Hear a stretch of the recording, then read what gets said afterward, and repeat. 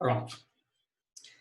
Então, nessa parte do curso, nós vamos resolver a equação de Schrödinger para problemas, primeiro, de uma dimensão. Nós vamos resolver uma série de problemas simples, onde o potencial é constante por partes, potencial de grau, barreira de potencial, o poço finito de potencial, que é um caso atrativo, esses dois são potenciais repulsivos. E, finalmente, nós vamos fazer o potencial delta, que é o limite da barreira, onde a largura vai a zero, mas a altura vai para infinito. O que esses potenciais têm em comum é que eles são constantes por partes. Então, em cada região onde o potencial é constante, você tem essencialmente uma partícula livre, certo? Onde o potencial é zero ou constante, a dinâmica é a dinâmica de uma partícula livre. Então, a gente sabe como fazer isso, a gente só vai ver como que a gente trabalha essa mudança de potencial nesses pontos, né? Aqui em x igual a zero, x igual a zero, x igual a etc. Então, só lembrando, né, a partícula livre, que vai ser a solução importante nesses todos esses problemas, ela satisfaz essa equação de Schrödinger, que nós já resolvemos, né? Então, IH cortado psi dt, menos H2 sobre 2m d2 psi dx2, e não tem potencial, ou vai ter uma constante, né, no caso do potencial ser constante. Então, essa equação tem duas soluções independentes, que eu vou chamar aqui de psi mais e psi menos. Como é que a gente resolve isso? A gente separa a equação, a parte temporal tem sempre essa cara de e a menos i ômega t. Notem que aqui é o mesmo que aqui embaixo na psi menos, só coloquei o menos em evidência. Mas a parte espacial eu posso escolher como e a ikx ou como e a menos ikx. Então, esse ômega que está aqui é energia dividido por H cortado. A energia é P2 sobre 2M, ou seja, H2K2 sobre 2M, divide por um H cortado, dá H cortado K2 sobre 2M, que é esse ômega que está aqui. Então, só para a gente lembrar, refrescar a memória, então o psi mais, que é o que tem mais IKX, ele representa uma partícula com momento positivo, né? Como que a gente vê isso? A gente aplica, por exemplo, o operador energia na função de onda, que é o IH cortado ddt. Se você fizer IH cortado ddt, você vê quanto deriva em relação ao tempo, cai um menos i ômega. Menos i com i dá 1, H cortado ômega, vezes a psi, e H cortado ômega é H2K2 sobre 2M, que é a energia, né? O P2 sobre 2M. E se você aplicar o operador momento para ver a direção da velocidade da partícula, o operador momento é menos IH cortado ddx. Então, quando a gente deriva em x, cai um IK. I com menos I dá 1, H cortado K é o momento. Então, H cortado K é o momento dessa partícula. Se você fizer a mesma coisa com o psi menos, você vê que a parte da energia não muda, porque o psi menos também é menos i ômega t, certo? É a mesma coisa que estava aqui, menos i ômega t. Então, você deriva em relação ao tempo, dá um H cortado ômega, e essa função de onda tem a mesma energia da psi mais. Mas quando a gente aplica o operador momento, como tem esse menos aqui na frente, né, derivar em relação a x, cai um menos ik. Menos i com menos i dá um menos 1. Então, isso aqui vai dar menos H cortado K psi menos. Então, o psi mais é uma partícula livre com energia H2K2 sobre 2M e momento mais H cortado K. E a psi menos tem momento menos H cortado K com a mesma energia. Então, são partículas indo para a direita ou indo para a esquerda. Então, isso aqui vai ser importante para a gente resolver aqueles problemas de barreira. O que acontece aqui com essas funções de onda é que isso a gente não comentou ainda muito, mas agora vai aparecer de maneira bastante importante, é que essas funções de onda não são normalizáveis. Você não consegue impor que a integral de psi ao quadrado em todo o espaço seja igual a 1. Não tem como fazer isso. Você vê, o módulo quadrado da função de onda, como elas são uma fase, módulo quadrado de E aí alguma coisa é 1, certo? Então, o módulo quadrado do psi mais sobra simplesmente amplitude, módulo de A mais ao quadrado, e mesma coisa do psi menos. O módulo ao quadrado some toda aquela dependência temporal e espacial e fica constante, que é a amplitude que multiplica a exponencial. E a integral disso aqui em dx é infinito. Tá? Ou seja, isso é uma onda que está em todo o espaço, o módulo... Mas tem alguém com o áudio ligado, e por favor, para desligar um pouquinho durante a aula.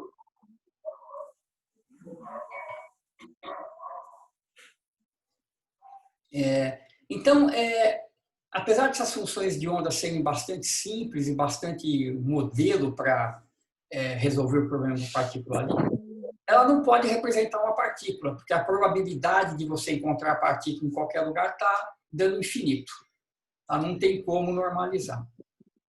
Então, o que eu vou fazer aqui nesses próximos slides, e depois eu vou passar para a lousa, é mostrar para vocês que, na verdade, essas funções de onda, psi mais e psi menos, elas não representam uma única partícula, mas elas representam um feixe de partículas. E isso é muito importante para a gente estudar problemas de espalhamento, né, onde um feixe de partículas encontra um potencial e é espalhado por esse potencial. Então, para eu convencer vocês que funções de onda não normalizáveis representam feixes de partícula, eu vou ter que falar um pouco da equação de continuidade. E eu vou fazer isso primeiro do ponto de vista da mecânica clássica e depois da mecânica quântica. E tendo a equação da continuidade, a gente vai entender o significado dessas funções de onda psi mais e psi menos, que a gente chama de ondas planas. Tá?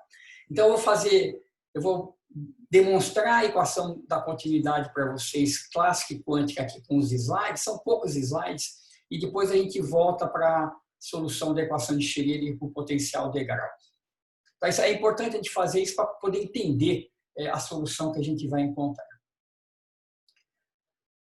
Tudo bem? Alguma dúvida aqui, alguma questão que vocês queiram, que não ficou claro aqui?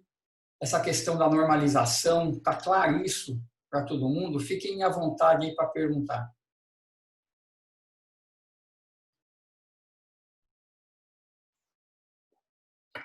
Ok. Então, deixa eu deduzir para vocês, de uma forma simples, a equação de continuidade em uma dimensão, que é o que a gente quer nesse momento. Então, imagine o seguinte, você tem um feixe de partículas, então cada bolinha dessa é uma partícula, andando aqui em uma dimensão, e esse feixe está se deslocando, então é um feixe de partículas que anda para a direita com uma certa velocidade v.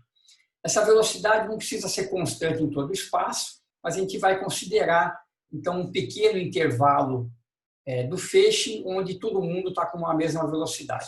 Tá? Então, primeiro, eu vou chamar de ρ a densidade linear de partículas, tá? Ou seja, o número de partículas por unidade de comprimento desse feixe. Então, se eu pegar um certo intervalo de tamanho ΔX, o número de partículas que vai ter nesse intervalo vai ser um número pequeno, porque o intervalo é pequeno, vai ser ρΔX, certo? O número de partículas por unidade de comprimento vezes o comprimento do intervalo. E eu vou definir uma quantidade que é importante, que é o fluxo de partículas. Eu vou chamar de J. Então, o fluxo de partículas pelo ponto x, J é uma função de x, é o número de partículas que cruza o ponto x por unidade de tempo. Então, é quantas partículas estão passando por x por unidade de tempo. Tá? Essa é a definição de J. Então, veja só. Se eu escolher um intervalo ΔX de tamanho apropriado, eu consigo calcular o J de maneira bem simples. Eu vou pegar, então está aqui o meu ponto X, eu quero escrever o fluxo por X. Então, eu vou considerar um intervalo para trás de X de tamanho VΔT. Isso é feito de tal maneira que todas as partículas, como todo mundo aqui tem velocidade v, no intervalo ΔT, todo mundo vai andar ΔX, certo? Então, todo mundo que está aqui dentro vai cruzar o ponto x no intervalo ΔT. Tá? Então, escolha o tamanho do intervalo de forma que todo mundo que está ali tem tempo de cruzar o ponto x nesse intervalo de tempo. Então, quantas partículas vão cruzar x no intervalo ΔT? Todo mundo que está aqui, certo? Então, o número de partículas que cruzam ΔX é ρΔx, todo mundo que está lá vai ter tempo de cruzar. Se eu dividir por ΔT, isso me dá o fluxo. Então, como eu escolhi ΔX como sendo VΔT, o ΔT cancela e isso dá ρ vezes V. Tá? Então, ou seja, uma medida do número de partículas que cruza o ponto x por unidade de tempo é a densidade de partículas naquele ponto vezes a velocidade do feixe. Tá claro isso aqui?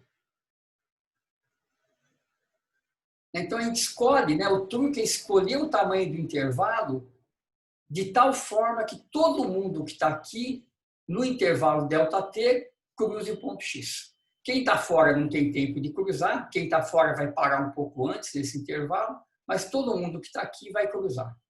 Então, quem cruza, todo mundo que está aqui, ρΔx dividido por ΔT e dá o fluxo. Tá? Então, o fluxo é ρ vezes V. Isso é uma coisa que é bastante geral, mesmo em mais dimensões, o fluxo passa a ser um vetor, que é ρ vezes o vetor velocidade. Então, agora, como é que a gente chega então, na equação da continuidade e o que ela significa? Então, se eu fizer J vezes ΔT, então, como J é o número de partículas por unidade de tempo, J vezes ΔT é o número de partículas que cruza X nesse intervalo de tempo ΔT. Certo? Então, eu vou considerar a seguinte quantidade. O fluxo no ponto x menos ΔX, vezes ΔT, ou seja, o número de partículas que cruzou o ponto x menos ΔX, e vou subtrair disso o número de partículas que cruzou o ponto x. Então, o que eu estou fazendo? Eu estou considerando quantas partículas entraram por aqui e subtraindo quantas partículas saíram por aqui.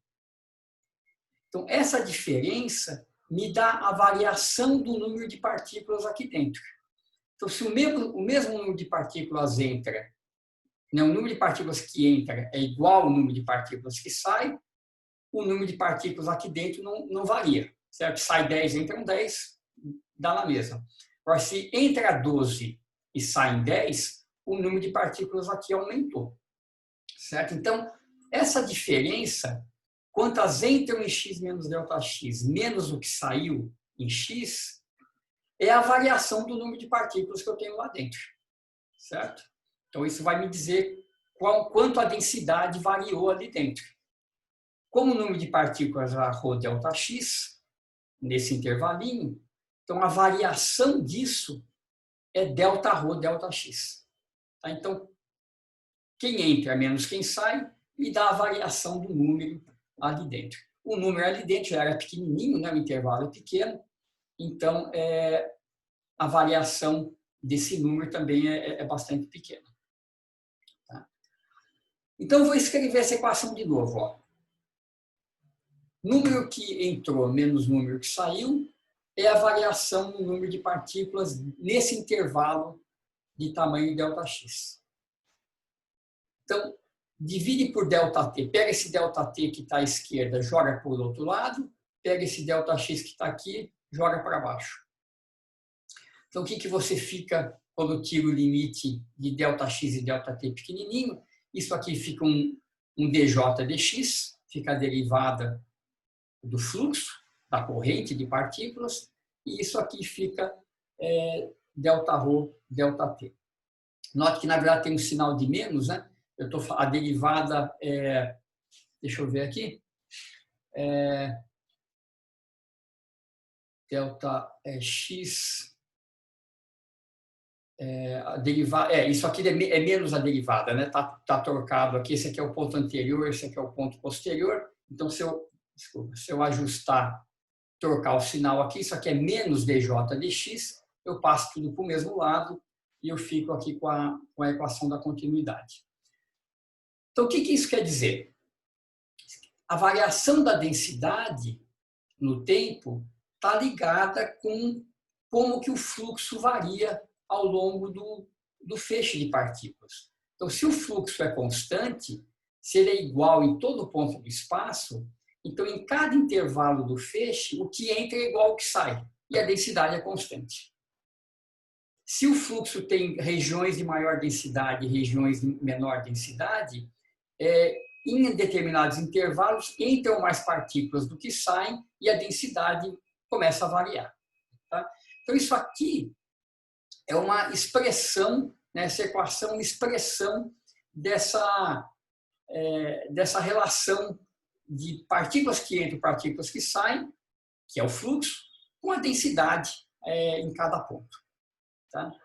Então, é só uma contagem, né, de número de coisas que entram e que saem. Isso dá origem, então, a essa equação da continuidade.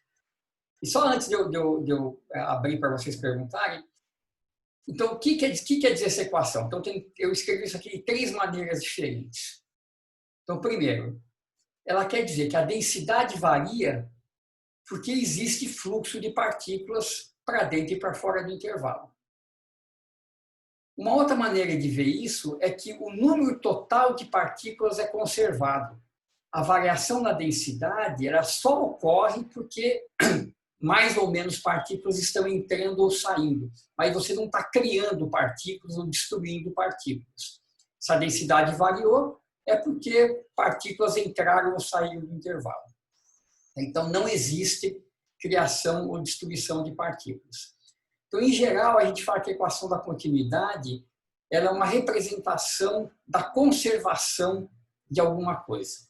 Aqui é uma expressão da conservação do número de partículas. Vocês já tinham visto isso em algum lugar?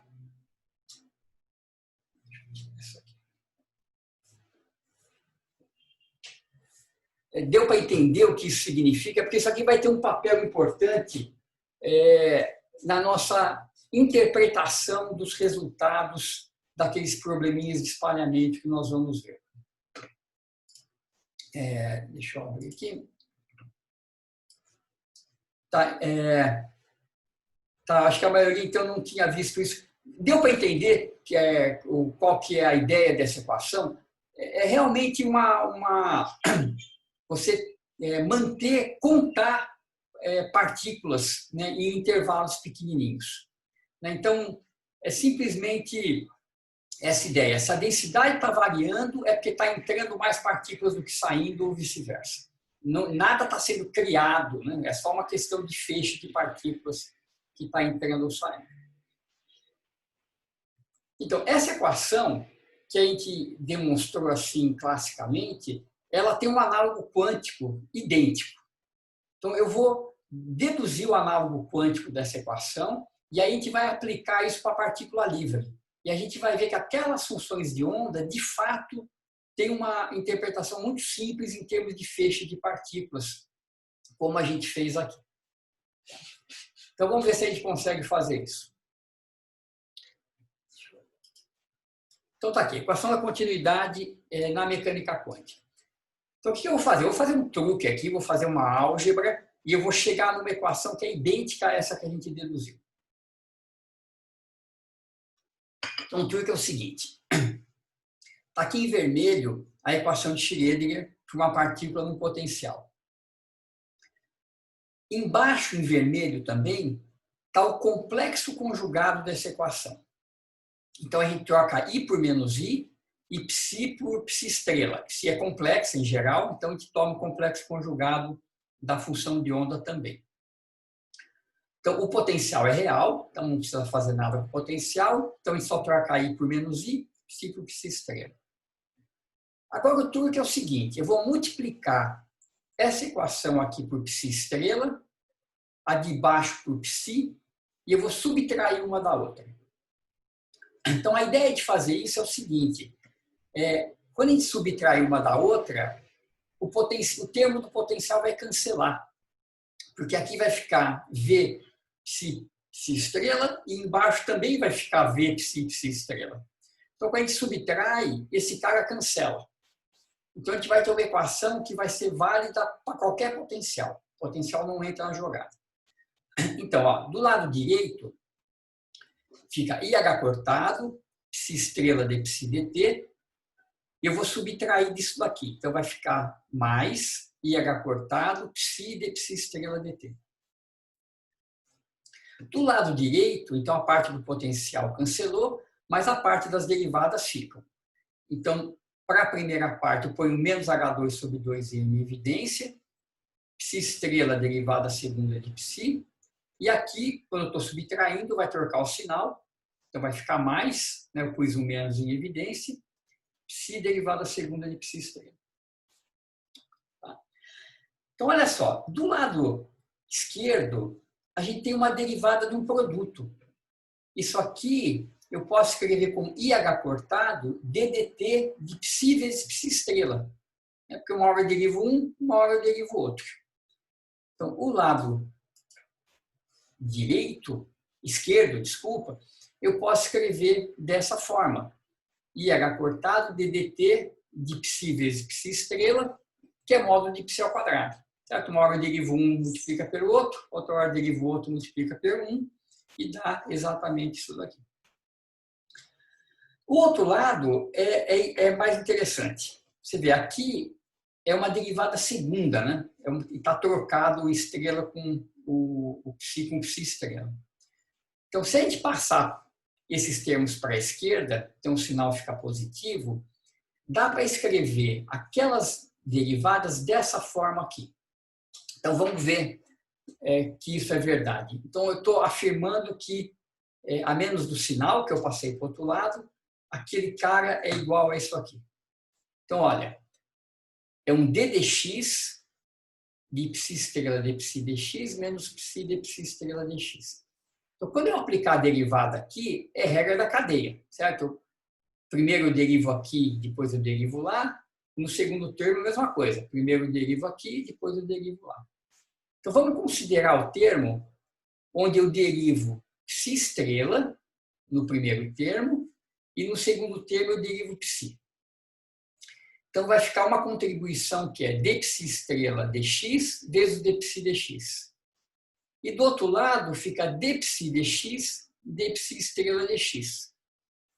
Ou seja, esses termos ficam iguais e eles estão subtraídos. Eu tenho a derivada de psi estrela vezes a derivada de psi, e aqui é a mesma coisa, a derivada do psi e a derivada do psi estrela. Então, esses caras cancelam e eles não contribuem. O que vai contribuir é quando o d dx atua no termo que já tem a derivada. E aí vai ficar psi estrela derivada segunda, menos psi derivada segunda, que são esses caras que estão aqui. Tá? Ou seja, essa regra da cadeia dá um termo que cancela e o outro termo que é o termo que eu tinha anteriormente. Então, essa equação, se você olhar para a cara dela, ela já está na cara da equação da continuidade, né? Você vê que eu posso matar um H cortado, posso passar o I aqui para baixo, isso aqui vai ficar numa cara de d rho dt, e isso aqui é uma derivada de alguma coisa em relação a x. Então, se eu chamar todo esse cara que está aqui, ó, de j, então mato um H cortado, passo o I aqui para baixo e chama tudo isso aqui de j. Essa equação fica com a cara ddt de psi ao quadrado. A gente sabe que é uma densidade de probabilidade, mais dj dx igual a zero. Então, isso é uma equação de continuidade quântica. E isso também é uma expressão de uma lei de conservação. Só que não é conservação de número de partículas, mas é conservação de probabilidade. Então, a probabilidade total é conservada e, num determinado ponto do espaço, a probabilidade de você encontrar a partícula lá muda porque tem fluxo de probabilidade entrando e saindo. Então, se você pensar, por exemplo, num pacote de ondas que está se movimentando, num certo ponto de espaço, inicialmente a probabilidade de encontrar a partícula lá é zero. O pacote de ondas está longe. Conforme o pacote de onda se aproxima daquele ponto, a probabilidade aumenta de você encontrar a partícula lá. Está tendo um fluxo de probabilidade para dentro daquele intervalinho. Então, o fluxo de probabilidade contribui para que a densidade de probabilidade mude com o tempo, né, conforme você tem um pacote de ondas passando por um certo ponto de espaço. Tá, então, a equação de Schrödinger também leva a uma equação de continuidade. E essa equação de continuidade tem essa expressão esquisita aqui do J. Né? Se você olha para esse fluxo, né, você lembra que o fluxo clássico era ρ vezes V. Aqui tem essa expressão esquisita que a gente tem que entender o que ela significa. Então, o que eu vou fazer? Então, tirando essa álgebra, esse truque todo de dedução, né? Pega a equação conjugada, multiplica, subtrai, rearranja, você cai aqui. A questão é entender, né, o que isso de fato significa. Perguntas aqui, alguma dúvida em relação a essa álgebra? Tá claro aqui? Eu estou fazendo isso aqui um pouco rápido, porque eu quero focar um pouco mais na solução do problema e na interpretação, mas é importante também entender essa equação. Isso aqui, vocês vão ver isso aqui outras vezes nos cursos de quântica, é uma equação importante que aparece em todo lugar. Perguntas aqui, algum comentário?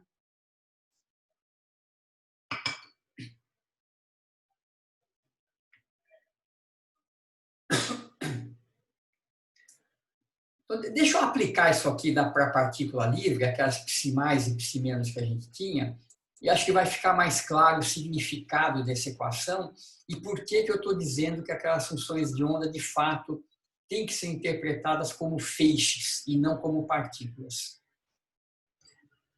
Então, olha só, vamos pegar a psi mais, a partícula livre que tem essa, então é um A mais, que é uma amplitude constante, e aí kx menos ômega t. Então, o módulo quadrado de psi mais, então o módulo da exponencial é 1, sobra módulo quadrado de A mais, isso vai fazer o papel do ρ de x na equação de continuidade, certo? É o dρ dt que aparece aqui. E isso é constante, né? Ou seja, o ρ de x não depende de x, porque o A mais é uma constante. Vamos ver quem que é o J. Então, olha só, o J é H sobre 2mi. Eu vou pegar, então, e fazer essa conta aqui com essa função de onda. Então, primeiro, vamos derivar em relação a x. O que acontece quando eu derivo em relação a x? Cai um ik e volta o psi mais, certo? Vai dar ik vezes a psi mais inteira. Então, o ik está aqui. Eu tenho um psi mais estrela e o psi mais que sobrou vai dar um módulo de psi mais ao quadrado. Psi estrela com psi, que é o A mais ao quadrado. Tá, então, a derivada só faz cair um ik, sobra o psi mais de novo, então dá módulo ao quadrado que está aqui. Do outro lado, eu tenho que fazer a derivada do complexo conjugado de psi mais. Certo? Então, eu vou trocar i por menos i, para tomar o complexo conjugado, o A por A estrela, e vou derivar. Então, o que acontece quando eu derivo? Vai cair agora um menos ik, certo? Porque eu tomei o complexo conjugado. Então, está aqui, ó, caiu um menos ik, esse menos é o da fórmula, da derivada caiu um menos ik, e ficou novamente psi vezes psi estrela, que é módulo de A mais ao quadrado novamente. Então, esse menos com menos dá mais, esses termos somam, então vai dar 2 vezes ik, 2i aqui, mato 2i embaixo, então sobra h cortado, k sobre m, módulo de A mais ao quadrado. H cortado k é P. P sobre M é V. Isso aqui, então, dá V vezes o ρ.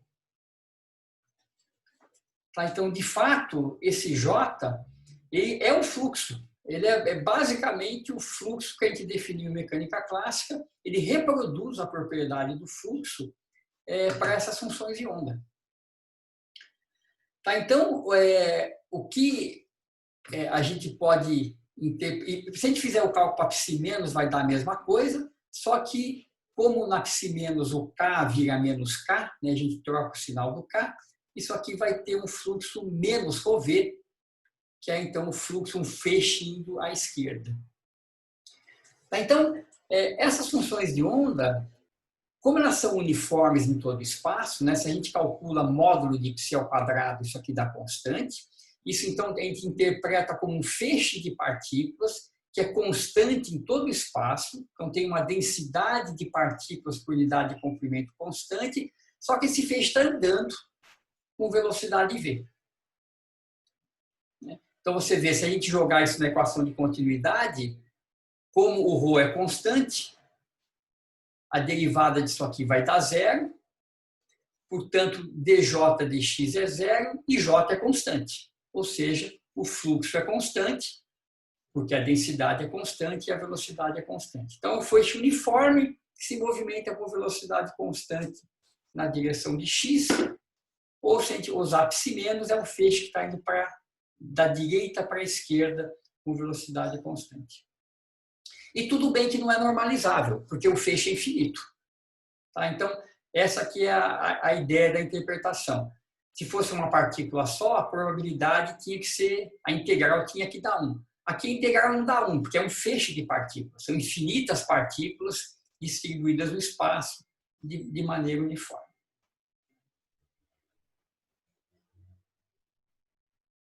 Tudo bem? Perguntas? Né? Não é possível que esteja tudo tão claro. Isso aqui é um tanto sutil. Né?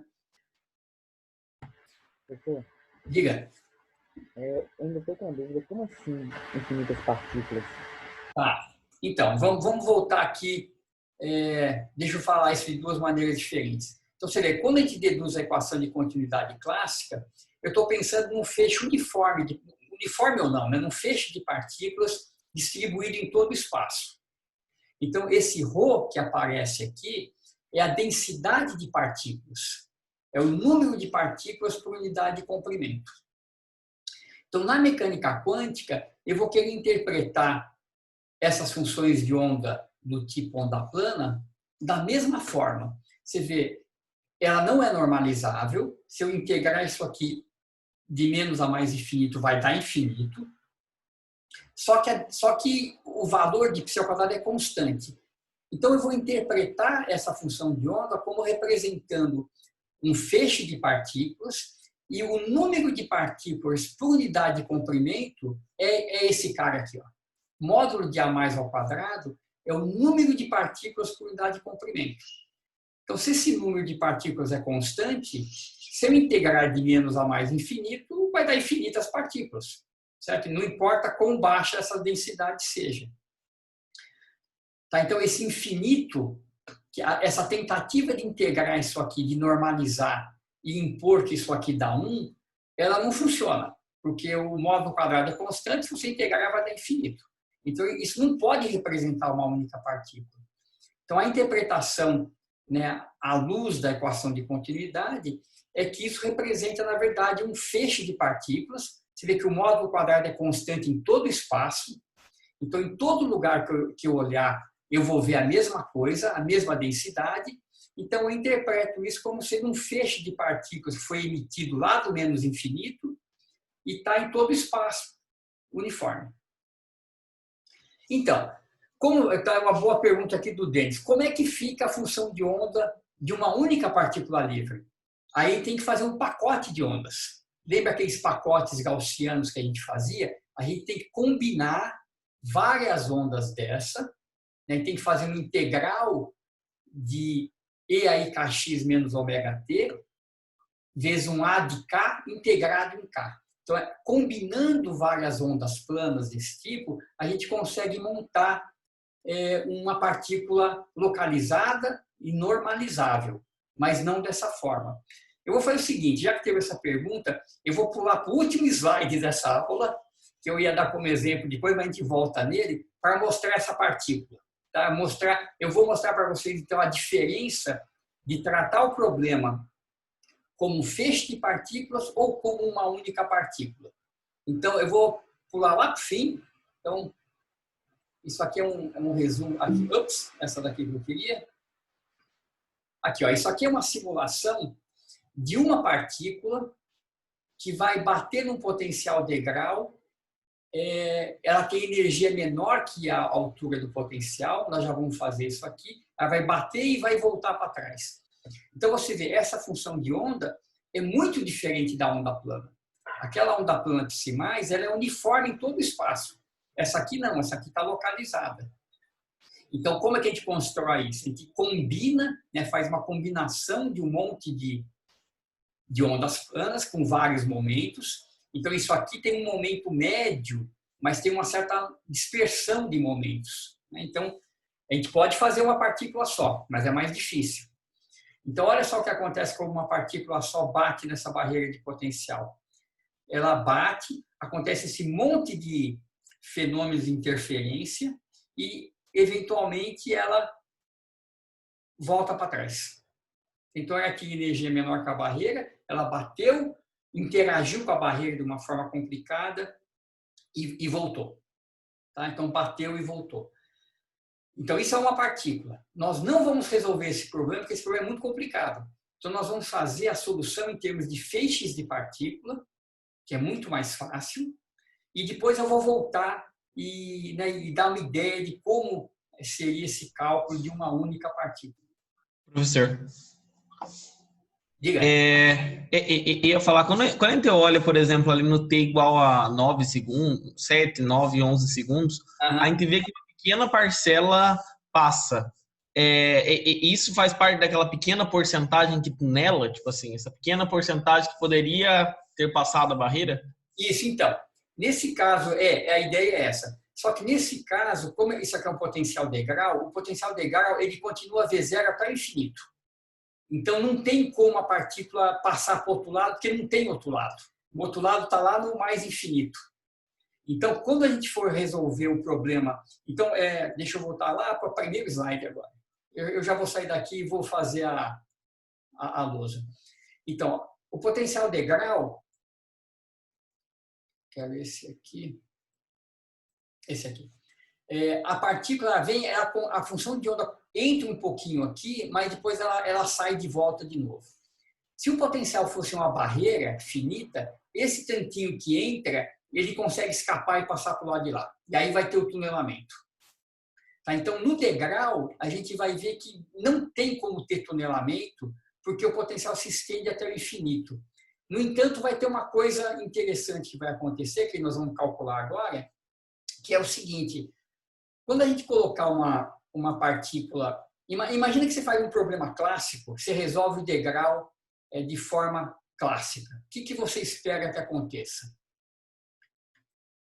Se você tiver uma partícula... Então, imagina que isso aqui é assim, é uma bolinha que vai subir uma altura, né? De uma altura h. Então, a energia potencial na altura h é mgh. Então, se a bolinha tem energia cinética maior do que mgh, ela sobe a barreira e continua andando mais devagarzinho lá em cima, certo? Se ela tiver energia abaixo de mgh, ela vai até um pedaço da altura e escorre de volta e é refletida. Então, classicamente, ou você tem energia para passar, e você passa e fica com uma velocidade um pouquinho mais baixa, né? A velocidade que você chega do outro lado é essa daqui, você perdeu uma parte com a energia potencial, ou você bate e volta com a mesma velocidade, certo? A gente vai ver que quanticamente, se você estiver embaixo, você de fato bate e volta. Mas se você estiver em cima, com energia acima da energia V0, você pode voltar para trás, mesmo tendo energia para passar. Então, isso aqui é o oposto do tunelamento. É você ser refletido numa situação onde você não poderia refletir. Tá? Então, isso que vai acontecer com o degrau. Quando a gente tiver a barreira, aí acontecem as duas coisas. Tunela e reflete, e vai ter os dois fenômenos acontecendo. Tá? Mas no degrau, o estranho não é tunelar, porque não tem muito como, mas vai ter a parte estranha que é você refletir. Então, é como se você tivesse uma bolinha clássica com energia suficiente para subir aquela rampa de potencial, mas, em vez de subir, você volta para trás. Isso vai ser a parte estranha que vai acontecer aqui.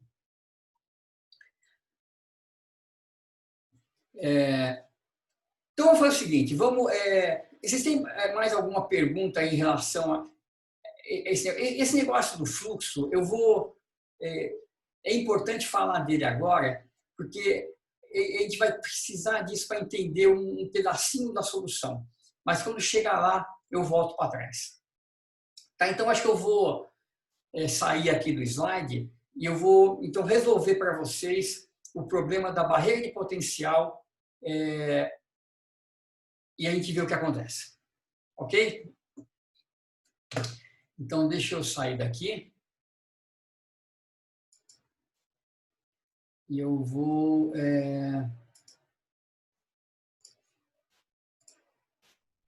Então, tudo que eu vou falar aqui tá nos slides também de forma resumida. Tá? Eu pus um resumo das equações que nós vamos deduzir nessa aula e na próxima, para vocês terem também uma coisa mais fácil para olhar depois. Deixa eu aumentar aqui. Então, tá. Então, qual é o problema que eu quero resolver? Então, é um problema onde a gente tem um potencial que deixa eu me ajeitar melhor aqui, senão eu não vou conseguir fazer essas figuras direito. Então, tá aqui. Ele tem, então, um potencial de grau. Então, esse aqui é o V de x. Então, o potencial é zero para x menor que zero. E ele tem um salto para V0 quando x é maior do que zero. Então, ele vale zero aqui e pula instantaneamente para V0. E eu quero resolver a minha equação de Schrödinger nesse potencial. Então, a gente vê, olha, isso aqui é basicamente partícula livre nas duas regiões. Aqui o potencial é zero, aqui ele é constante. Então, vamos escrever primeiro, então vamos chamar isso aqui de região 1 e isso aqui de região 2. Então, primeiro, eu vou ter que resolver esse problema eu tenho que separar isso aqui em algumas situações. Então, primeiro, eu vou ter que dizer se a energia da minha partícula ou do meu feixe de partículas é maior que V0 ou é menor do que V0. Tá? A gente vai ver que isso aqui é importante, as soluções vão ser diferentes em cada caso. Então, eu vou começar com energia maior que V0 e depois a gente faz o caso menor que V0. Tem uma outra coisa importante aqui, que é a condição de contorno, que é o seguinte, eu vou querer, vou chamar de A e B. Primeiro, eu vou supor que a minha partícula, o meu feixe de partículas, ele vem da esquerda ou da direita. Isso aqui é uma condição de contorno. Vem da direita. Então, o que acontece? Por que é importante a gente falar sobre isso? Porque, no primeiro caso, então, eu imagino que uma partícula, o meu feixe de partículas, ela está vindo daqui, certo? Então, o que pode acontecer com ela? Ela pode passar ou ser refletida, certo? Então, nesse caso, se eu olhar do lado esquerdo, x negativo, eu vou ter partículas chegando e partículas saindo. Do lado direito, eu tenho partículas indo para a direita. Mas não tem como eu ter partículas voltando para cá, porque o feixe veio da esquerda. Então, ou a partícula passou ou ela não passou. Não tem nada chegando da direita no primeiro caso. Tá? Isso vai ser importante para a gente montar as equações do problema. No segundo caso, deixa eu trocar de cor aqui, se você tiver o feixe vindo da direita, então as partículas estão vindo daqui, então elas podem interagir aqui com esse potencial e uma parte voltar e uma parte passar. Então, nesse caso, do lado direito eu posso ter coisas indo e voltando, mas do lado esquerdo eu só posso ter coisas indo para a esquerda, nada chegando. Tá? Então, é uma questão de condição de contorno do feixe. A gente vai ter que escolher constantes no nosso problema compatíveis com essa situação da nossa montagem experimental aqui. Ou eu coloquei um feixe de um lado ou do outro. Ou a energia está acima ou está abaixo da barreira. Tá? Então, vamos considerar o primeiro caso. Então, energia menor que V0, maior que V0. E eu vou considerar que o feixe vem da esquerda, que nem aquele filminho que eu mostrei no último slide da aula. Então, vamos lá. Então, nesse caso, na região 1, eu tenho que resolver minha equação de Schrödinger. Eu vou resolver a equação independente do tempo. Tá? A parte temporal é aquele E menos I ômega T, que vai ficar sempre lá. Eu não vou me preocupar com ela agora. Eu vou resolver, então, essa equação aqui. Ó. H2 sobre 2m, D2φ dx2, igual a Eφ. Essa é a equação que vale onde o potencial é zero. Qual que é a solução desse problema? Ora, a solução a gente sabe, né? É aquela partícula livre. Ela pode ser ou uma coisa do tipo E aí Kx, ou E a menos I Kx, que vai representar a parte vermelha que está chegando ou a parte vermelha que está voltando. Né? Feixe chegando, feixe saindo. E quem é esse K? Ora, é só substituir na equação que a gente vê. Né? Vamos substituir, por exemplo, psi A e Kx na equação. Eu vou derivar duas vezes, cai um IK ao quadrado, I ao quadrado é menos 1, então cai um menos K2. Então vai ficar mais H2 K2 sobre 2m, e aqui volta a função de onda, aí Kx, isso é igual a Eφ, portanto, essa constante K é raiz de 2me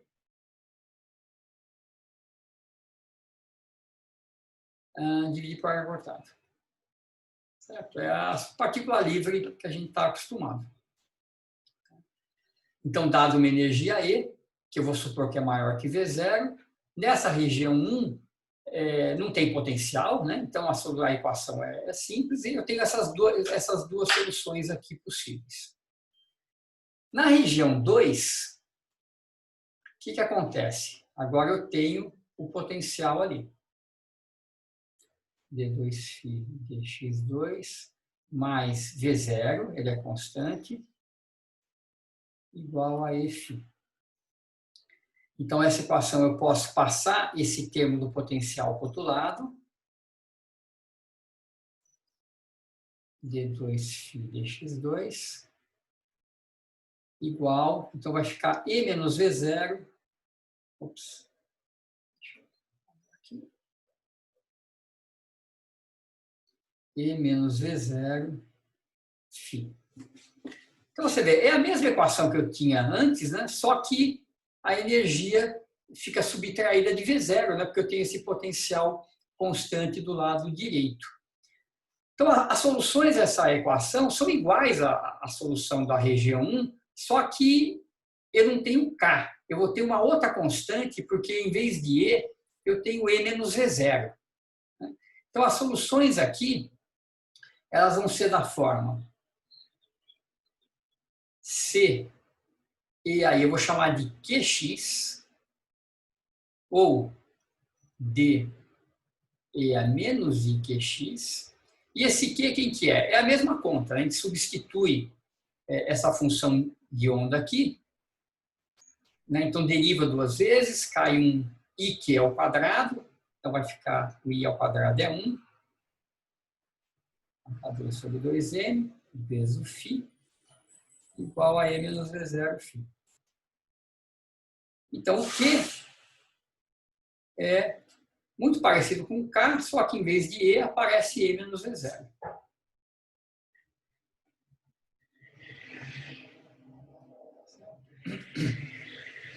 E vocês vejam que é importante agora eu ter definido E maior que V0. Porque isso aqui, então, é um número real, né? E menos V0 é positivo, a raiz quadrada está bem definida. E eu não tenho o número imaginário aparecendo aqui. Quando a gente tiver E menor que V0, a coisa vai mudar. Tá? Então, olha só. Quem que é minha função de onda mais geral possível? Então, do lado esquerdo é uma combinação linear dessas duas, do lado direito é uma combinação linear dessas duas.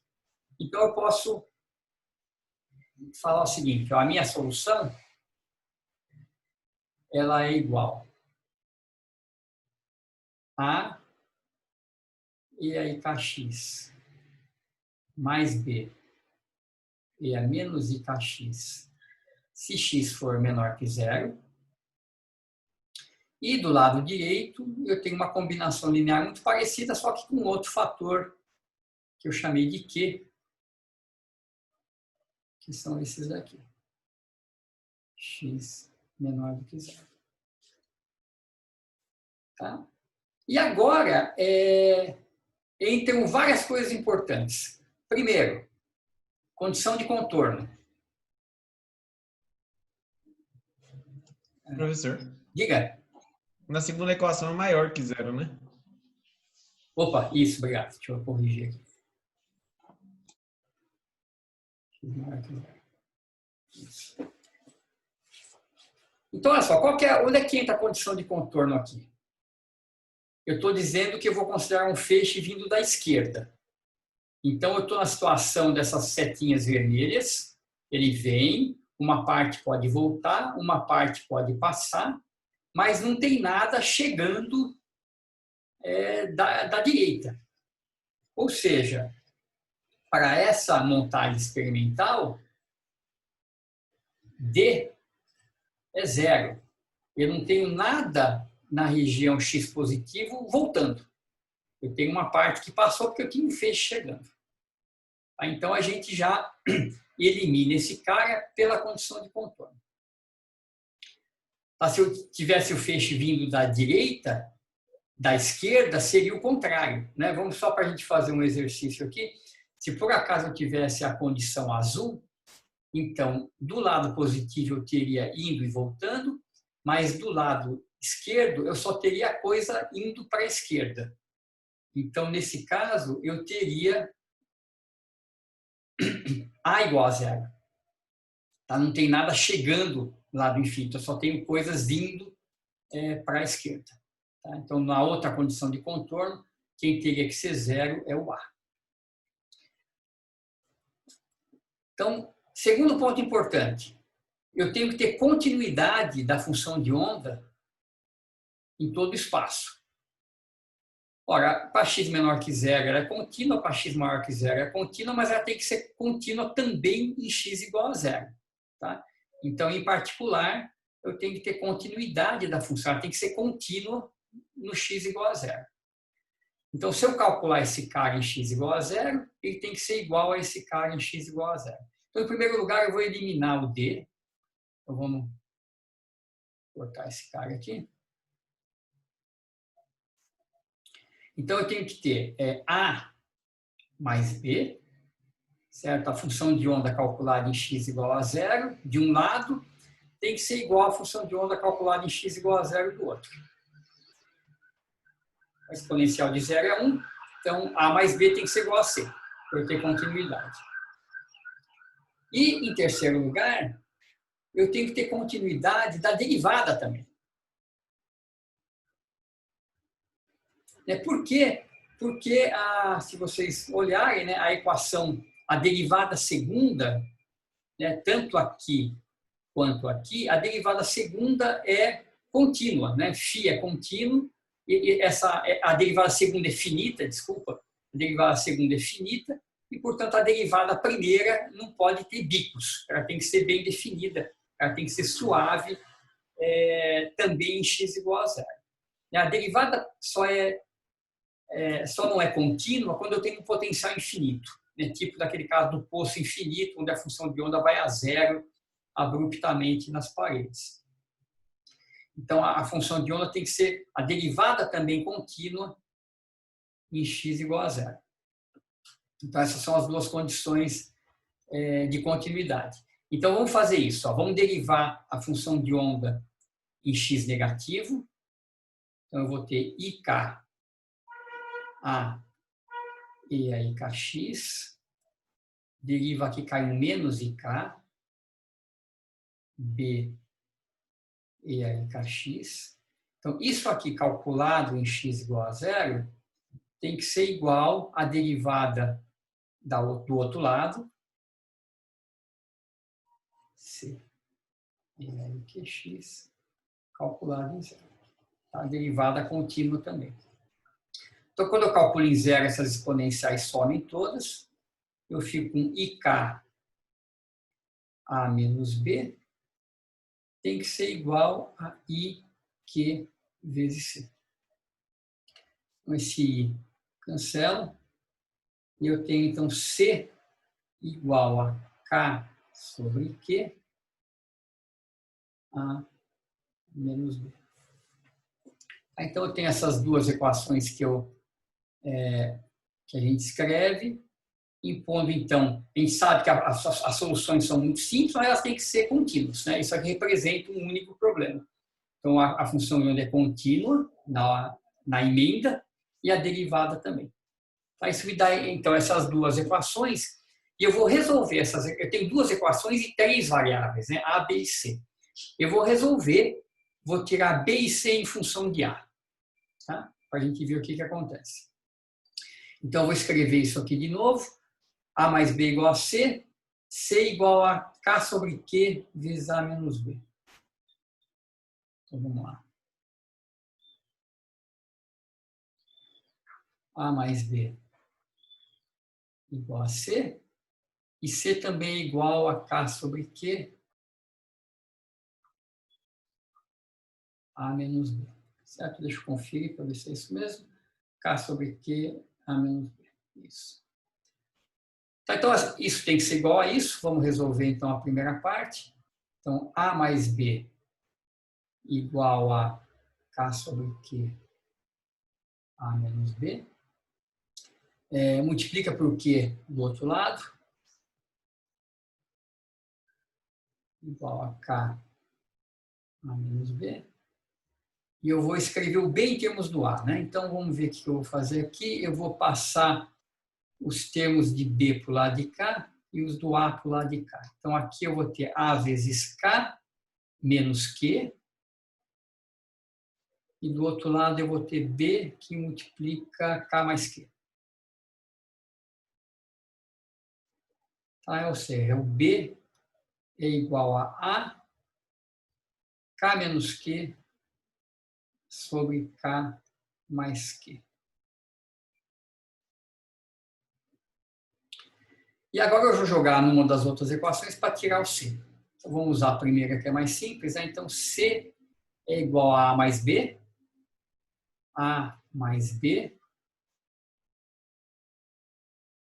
K mais Q. Vamos colocar, então, A em evidência. K mais Q também. Então, aqui eu tenho que multiplicar por um K mais Q. E aqui sobra um K menos Q. O Q cancela. E eu fico com 2K, K mais Q, vezes A. Certo?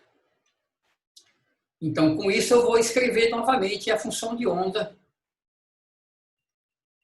em termos esse único parâmetro livre que é o A. Então, vamos ver como é aquela cara dela. Está aqui, né?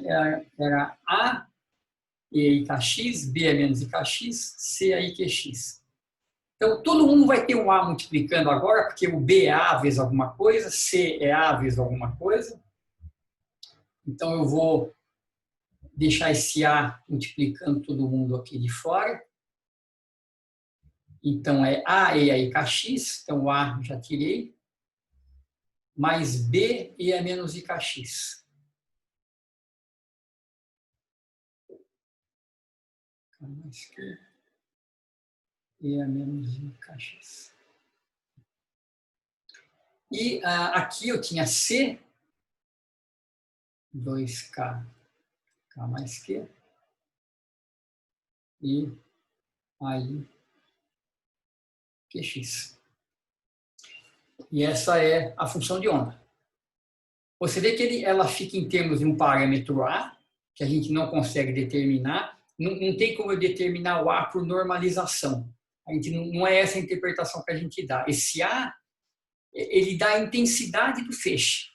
É o número de partículas por unidade de comprimento que tem nesse feixe. Então, é um feixe que vem com intensidade A, uma intensidade A vezes esse fator volta, e uma intensidade A vezes esse fator passa. Mas ele está normalizado por A. Então, esse A pode ser muito intenso, se tiver muitas partículas, pode ser pequeno. O A pode ser tão pequeno que tenha só uma partícula por metro. Então, é quase que como se isso fosse a solução para cada partícula. Mas, na verdade, a gente tem que pensar em feixe porque não tem como normalizar. A interpretação desse cara é a densidade do feixe, a intensidade desse feixe. Antes de calcular umas coisinhas mais, eu vou calcular aqui embaixo, deixa eu ver se dá para fazer de cabeça, o módulo de π ao quadrado, para a gente ver, né, essa densidade de probabilidade nesse feixe. Então, vai ficar um módulo de A ao quadrado. E eu tenho que tomar, então, o módulo quadrado desses caras aqui. Então, vamos começar por baixo, que é mais fácil. Né? Isso aqui é para x menor que zero. Isso aqui é para x maior que zero. Eu já vou fazer uma figurinha mostrando essa função de onda, mas vamos calcular módulo quadrado. Então, para x maior que zero, módulo quadrado da exponencial é 1. Então, isso aqui vai sumir e vai ficar 4k2 sobre k mais q ao quadrado. Agora, aqui em cima, esse módulo quadrado é mais complicado. Né? Eu tenho que fazer isso vezes o seu complexo conjugado. Tá? Então, eu vou fazer isso aqui meio de cabeça, depois a gente vê que dá certo, depois vocês abram essa conta para ter certeza que está certo. Então, imagina que eu estou multiplicando isso aqui pelo seu complexo conjugado. Então, vão ter 4 termos. Então, o primeiro termo é E a IKX, eu vou multiplicar pelo E a menos IKX do complexo conjugado e dá 1.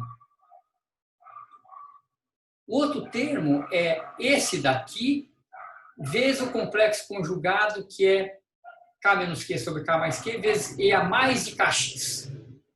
Então, novamente, esse menos IKX com mais IKX, né, são os termos diretos, eles somem e fica o quadrado desse cara. Agora, os termos chatos são os termos cruzados. Né? Então, eu vou ter E a IKX com um complexo conjugado desse aqui, certo? Que vai ser um outro E a IKX. E vai ter depois o cruzado, E a menos IKX com esse daqui.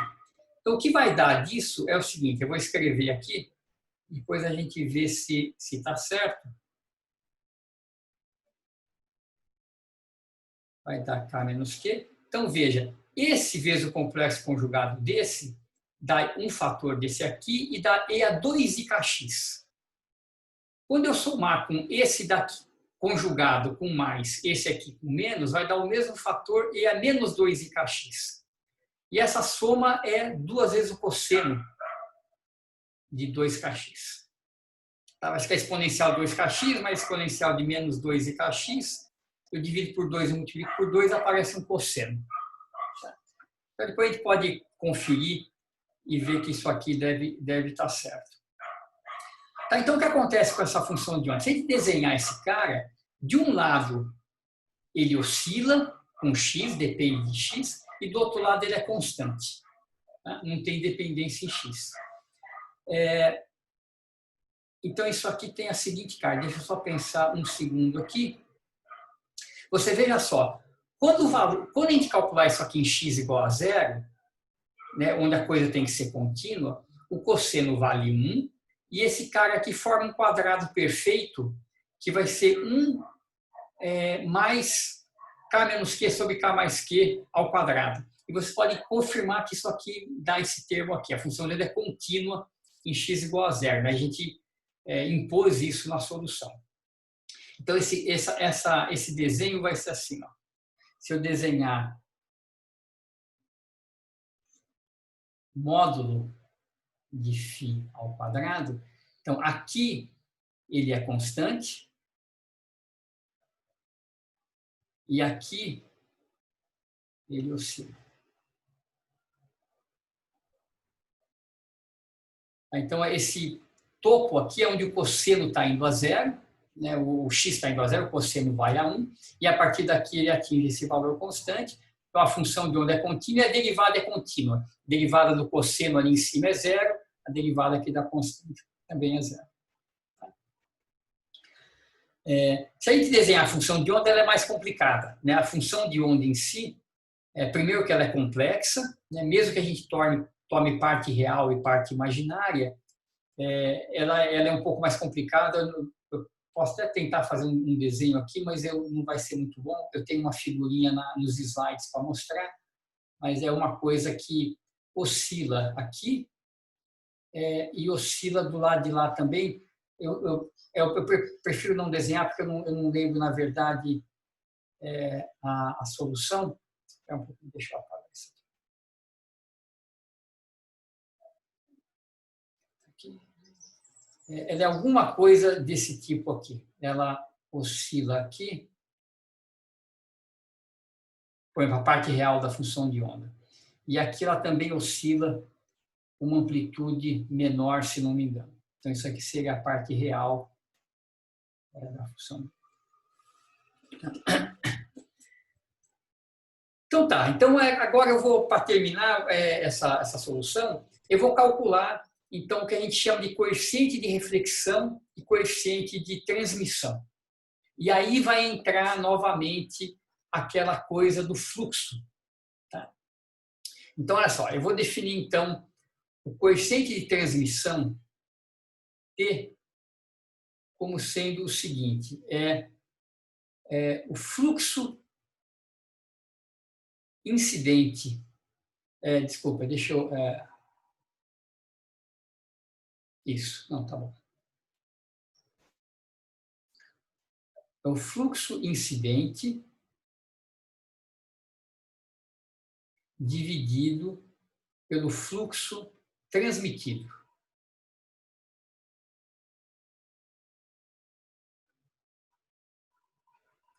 Ou seja, qual que é o fluxo incidente? Eu tinha um feixe, vou voltar mais um, incidente aqui, ele tinha uma certa velocidade v, certo? O momento do feixe é h cortado k, que é raiz de 2me, e a velocidade desse feixe incidente é p sobre m, certo? Ou seja, é raiz de 2e sobre m, que é igual a h cortado k dividido por m. Certo? Esse é a velocidade do feixe incidente. Então, qual que é o fluxo? Qual que é o número de partículas por unidade de tempo que está cruzando o ponto x igual a zero vindo da esquerda? Esse fluxo incidente é o módulo... Deixa eu escrever aqui e eu já vou tentar convencer vocês que isso aqui está correto. Olha, o fluxo incidente. O que está incidente? Essa é a parte incidente, A e aí kx. Tá? Essa aqui é a parte refletida. Então, o fluxo incidente é módulo de A ao quadrado, que é o J, vezes a velocidade. J vezes V, que é, então, A ao quadrado vezes a velocidade incidente. A parte transmitida, qual que é? Ela é isso aqui, é o C, certo? É A vezes esse fator. Vamos voltar para a forma mais aqui tradicional. Ele é o fluxo incidente, então, é o módulo quadrado, que é módulo de C ao quadrado, vezes a velocidade do fluxo para x positivo, que é mais baixa. Então, a velocidade do fluxo aqui na região 2, então vamos ver qual que ela é. Então, o momento é h cortado Q, que é essa raiz, 2m e menos v. Certo? Essa é a velocidade, esse é o momento do feixe aqui na região de cima, a velocidade é a baixa, e aí a velocidade é momento dividido pela massa, h cortado Q sobre m. Então, a velocidade diminuiu ali em cima da barreira. Então, aqui eu vou ter módulo de C ao quadrado, h cortado Q sobre m. Tá? Então, é o número de partículas por unidade, o número de partículas que cruza o ponto zero vindo da esquerda, que é esse aqui, essa parte de cima, dividido pelo número de partículas que passou para o outro lado, que é esse daqui. Então, se a gente jogar as coisas que a gente calculou, você vê o h cortado e o m vão cancelar, vai ficar um k dividido por q, módulo de a ao quadrado dividido pelo módulo de c ao quadrado. Desculpa, eu estou fazendo ao contrário, né? O fluxo, o conceito de transmissão é o transmitido sobre o incidente. Eu estou invertendo isso aqui. Isso aqui é, desculpa, eu inverti. Isso aqui é T a menos 1. É o que passa sobre o incidente é a transmissão. Então, deixa eu apagar essa parte aqui de baixo. Eu defini ao contrário aqui. Então, o fluxo é o transmitido sobre o incidente, né? A fração do feixe que passou para o outro lado. Então, isso aqui vai ficar Q sobre K, módulo de C ao quadrado sobre módulo de A ao quadrado. Ora, se a gente olhar aqui, o C a gente encontrou em função de A. Né? Então, o módulo de C ao quadrado é igual ao quadrado disso vezes o módulo de A ao quadrado. Então, o módulo de C ao quadrado sobre módulo de A ao quadrado é o quadrado desse coeficiente aqui. Então, isso aqui vai ficar 2K sobre K mais Q ao quadrado. O A ao quadrado cancela, porque o C é proporcional ao A. E quando a gente abre esse quadrado, você vai ficar 4K2, um dos K's cancela, 4QK sobre K mais Q ao quadrado. Então, isso aqui é a parcela do feixe que passou para cima da barreira. E tem a parte que voltou para trás. Então, a parte que voltou para trás, a ideia é a mesma. É quanto voltou em relação a quanto entrou, em relação a quanto chegou. Então, o coeficiente de reflexão é o quanto voltou, é o fluxo refletido dividido pelo fluxo incidente.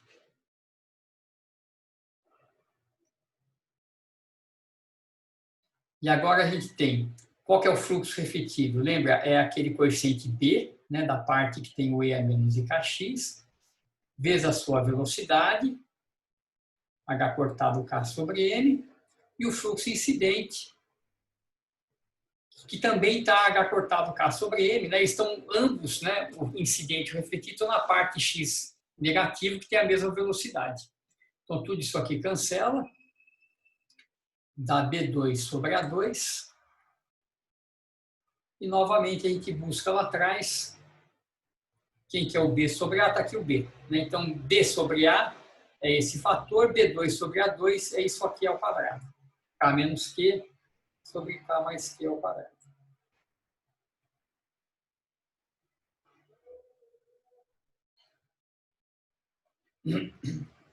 Ao quadrado. Tá? E vocês vejam que isso aqui faz sentido, porque se eu vou escrever o T aqui do lado que a gente calculou.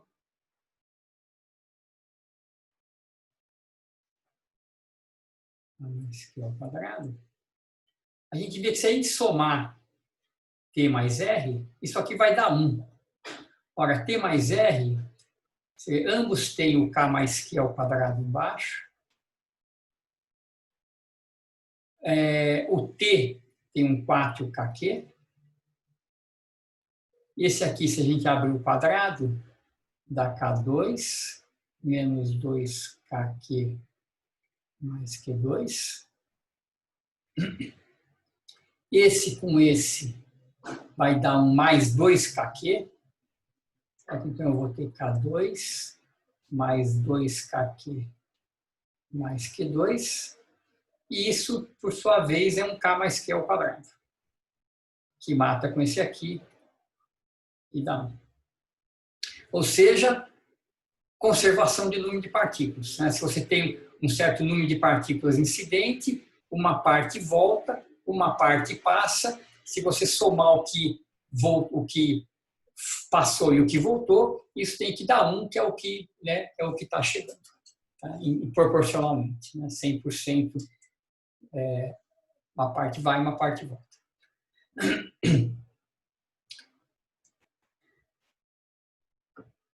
Tá, então tem um monte de coisa aqui, né?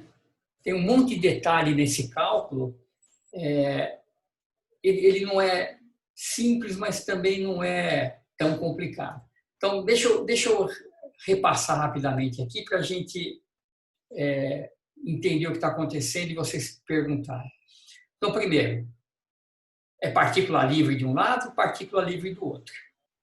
Só que aqui do lado direito eu tenho um potencial, né? Eu tenho um V0, então em vez de ter raiz de 2ME dividido por H cortado, como eu tinha aqui, eu tenho 2ME menos V0 sobre H cortado, a velocidade diminuiu do lado do potencial. Então, primeiro, condição de contorno. Você tem que especificar de onde está vindo o feixe. Com isso você mata um pedaço que é não físico, que são partículas chegando da direita. Isso não pode acontecer nesse setup experimental. Esse cara aí que mata. Depois, continuidade da função em zero, continuidade da derivada em zero. Isso permite a gente calcular B e C em função de A. E a gente acha a nossa função de onda. Achada a função de onda, a gente interpreta esses pedaços da função de onda como sendo fluxo, feixe incidente, que tem uma certa intensidade, parte dessa intensidade foi refletida e parte dessa intensidade foi transmitida para o outro lado. Então, para calcular o quanto de fato foi transmitido e refletido, a gente tem que usar a ideia de fluxo, de número de partículas que cruza por unidade de tempo. Então, se eu tenho um certo número de partículas chegando aqui por unidade de tempo, o que passa tem que somar com o que volta. E isso leva em conta as velocidades.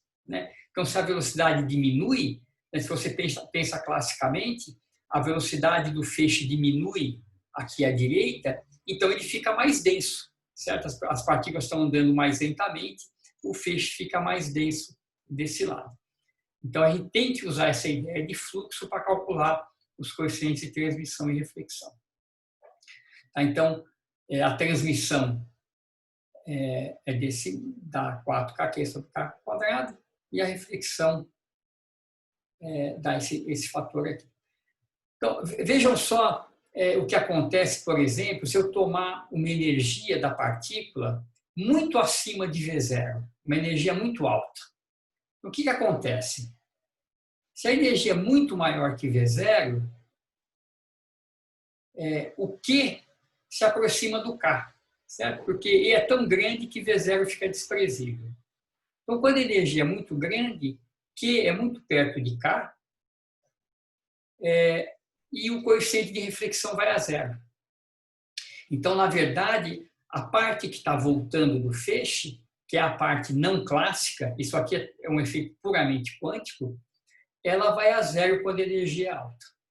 E o coeficiente de transmissão vai tendendo a 1, porque a soma deles tem que ser igual a 1. Quando o K tende a Q, isso aqui fica 2K ao quadrado, que é 4K ao quadrado, e o T vai a 1.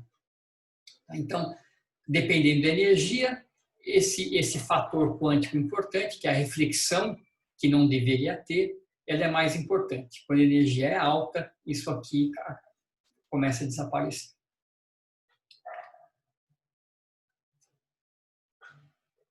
Deu para entender? Está muito rápido? Perguntas?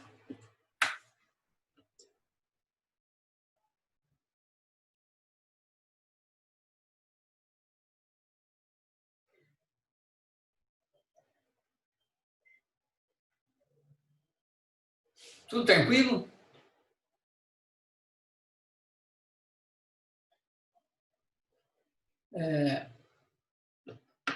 Diga, Adriano. Tá, repetiu o finalzinho, tá. Ok. Então, tem duas coisas aqui que são importantes nessa análise final, né? Então, acho que essa parte do cálculo é importante, mas é mais ou menos direta, né? É você escolher o feixe e impor as condições de continuidade da função e da derivada para calcular os coeficientes. Uma vez feito isso, a interpretação da função de onda é importante, né? Então, a gente interpreta isso como esse pedaço aqui, A e I kx, sendo o feixe emitido. Então, é como se tivesse um emissor de feixe que emite partículas com essa intensidade. Essa partícula encontra com a barreira, uma parte volta e uma parte passa. Então, essas grandezas que a gente determinou, o B e o C, elas refletem, né, o quanto vai passar e o quanto vai voltar. Só que não é só o quadrado disso que é o quanto volta e o quadrado disso que é o quanto passa, porque a velocidade do feixe muda nessas regiões, né? Então, o coeficiente de transmissão, a gente tem que pensar assim, quantas partículas estão... né, se você pensar, deixa eu ver se eu consigo... Né, se você pega um ponto X arbitrário aqui, e você mede quantas partículas estão passando por aqui por unidade de tempo. Esse é o fluxo transmitido, certo? É módulo de C ao quadrado, H vezes o V, que é H cortado Q sobre M.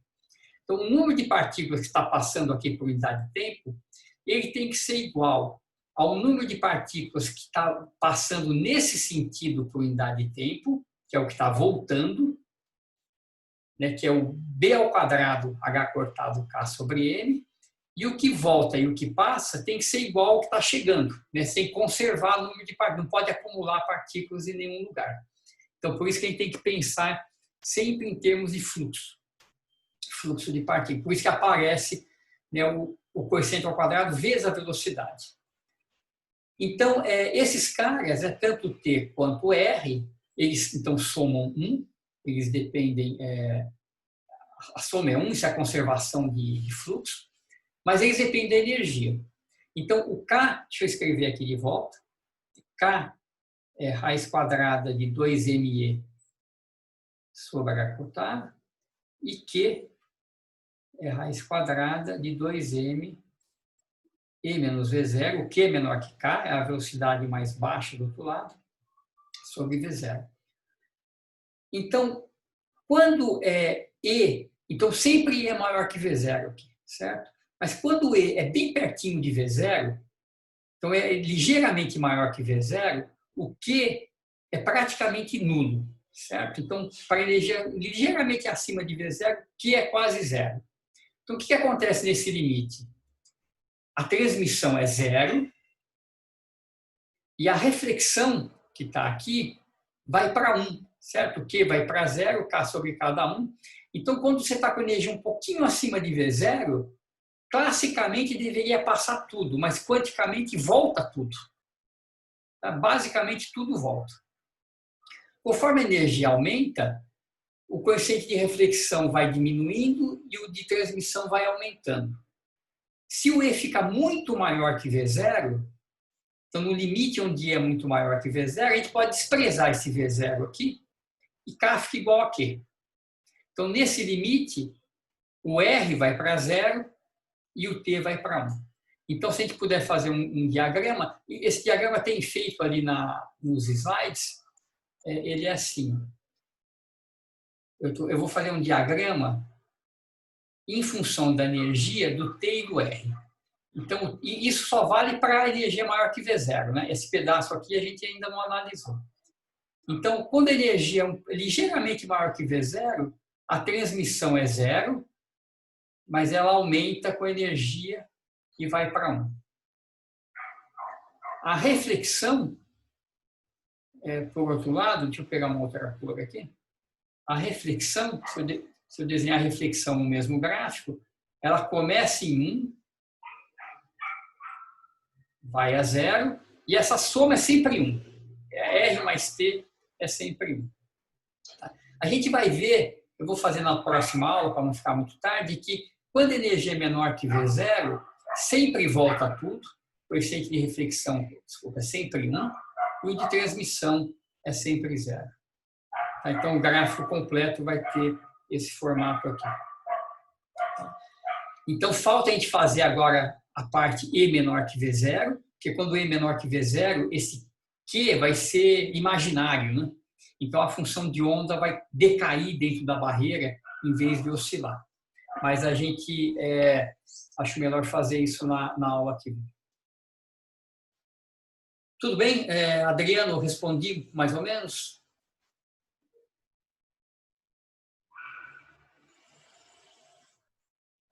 Mais perguntas? Detalhes de conta, coisas que não ficaram claras?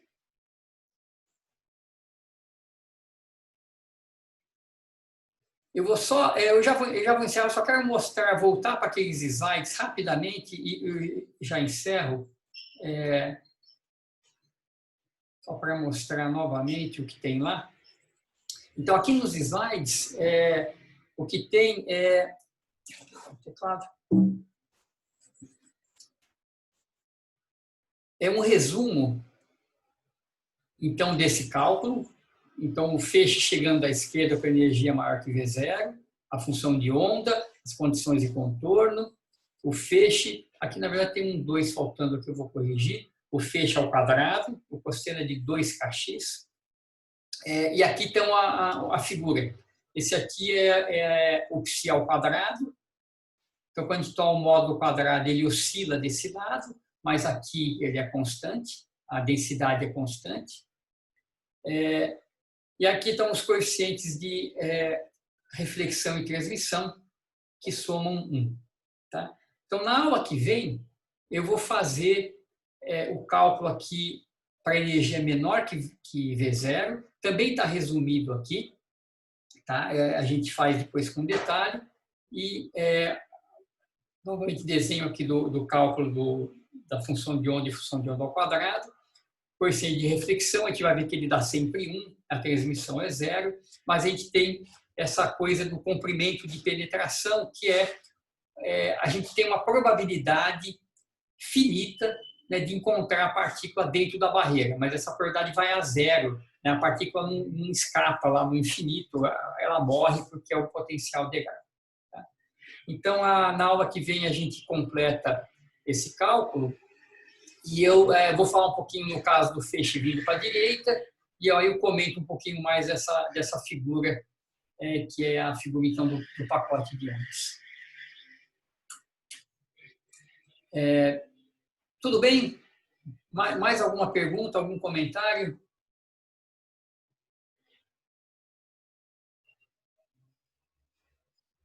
Então tá bom, gente, eu vou interromper a gravação.